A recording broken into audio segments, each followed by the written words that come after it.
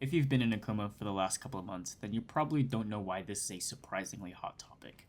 Elden Ring, Game of the Year for 2022, got a DLC drop last week, Shadow of the Erdtree. To gain access to this DLC, you must beat Vogue, an optional boss who appears towards the end of the game. Elden Ring, at least for most people, is a hard game, especially for people who are not well versed in Souls or Souls-like games. I mean, I have not beaten Elden Ring yet. On a new playthrough, I'm probably like maybe 40 hours in, and I think I'm close to challenging Moog, but it's pretty hard for me. And yet, I'm still excited to be able to get to the DLC despite how hard it is. But now, on Steam, 33% of its reviews are negative. Yes, there are those that are complaining about like the performance issues. I'm having those, as you can see in my gameplay video with all the stutters. But there are others that are also complaining that it's too hard. But is it really a bad thing if a DLC is challenging?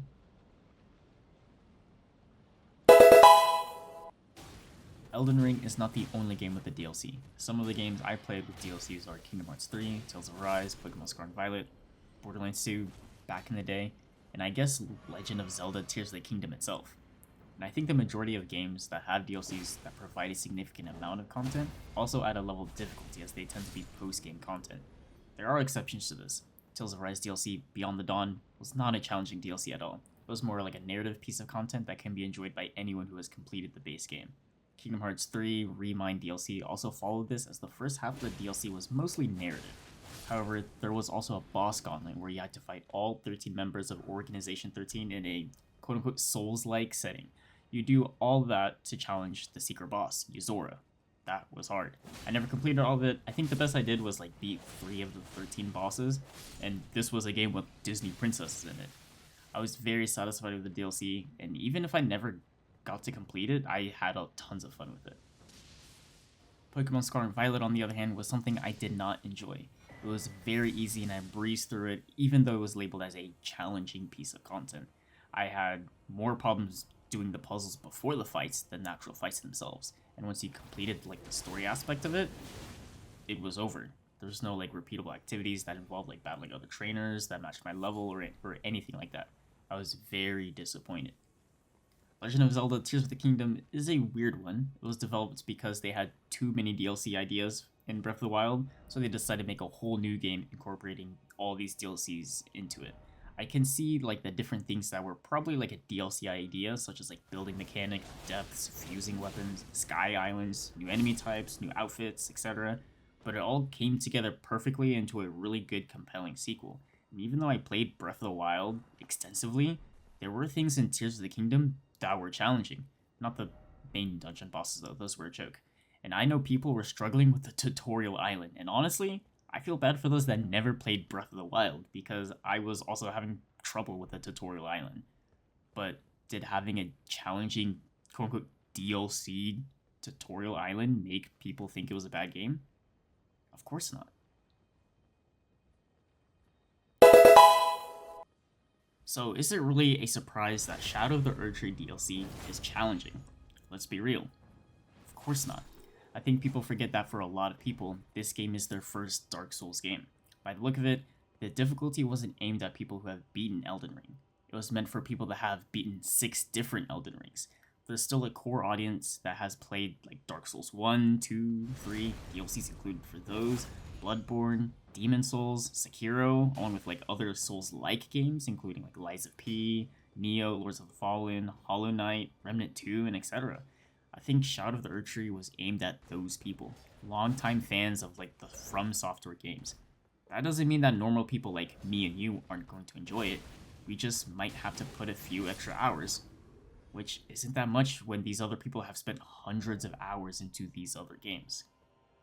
And also, the game hasn't even been out for a week, and people are complaining about not being able to complete it. Come on, just because it's labeled as a DLC does not mean it should be something that you can complete in 5 hours.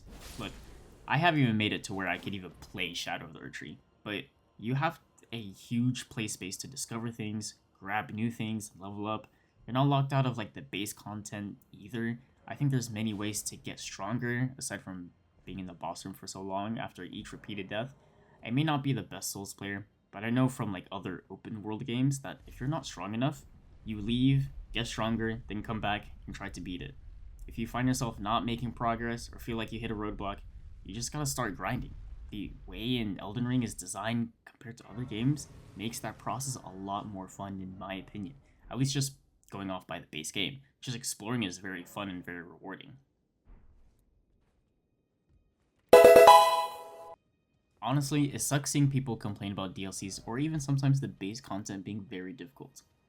Look, I'm 21 years old, so I can't really say back in my day, but there were some games that I played that I never got to finish because it was too hard, too complex, or whatever. But I never thought it was a bad game because of it. I mean, that's what I thought of Elden Ring when I initially played it back when it launched in 2022. I stopped playing basically after beating Radon, mostly because it got hard and it got boring. But that was after me playing it for like 30 hours. It was still a good game, even though I didn't beat it. Now, after getting like a couple of like Souls-like games under my belt these past couple of years, I'm starting to appreciate Elden Ring even more, after I've gotten like slightly better as a player. Other devs, not just for like Souls-like games, but for other games, will look at this, seeing a lot of people hate on Shadow of the Erdtree for being too difficult, then they'll look at their game that they're making and think to themselves, is this game really easy enough for people to complete? Chances are, they'll make it easy enough that not only that it's easy for your child, but even your half-blind grandma could beat. I know I'm exaggerating, but that's how I felt with Pokemon Scarlet and Violet DLC. I thought the DLC was a joke. It was very easy, but I go on Reddit, I go on Twitter, those people that complained about how hard it is. I mean, this sounds very harsh, but I think there are too many entitled people that think they should be able to beat games without any challenge or struggle. I know games way back, like early 2000s, were hard, but I don't think there was like that much discourse with games being too hard.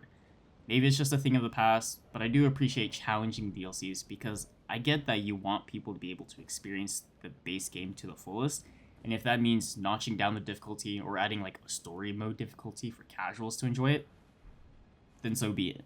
But especially for games where it only has like one difficulty, such as like Pokemon or Elden Ring, can we not negatively judge DLCs for their extreme difficulty? By only focusing on the extreme difficulty, we fail to appreciate all the work on all the other aspects of the content, like the world design, voice acting, the gear, the progression, storytelling, and all that. So I do understand that people don't want to be challenged in a DLC, but it shouldn't be the sole reason to think that it's a bad game because of it.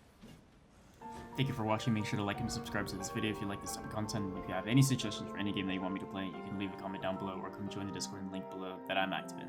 See you guys later.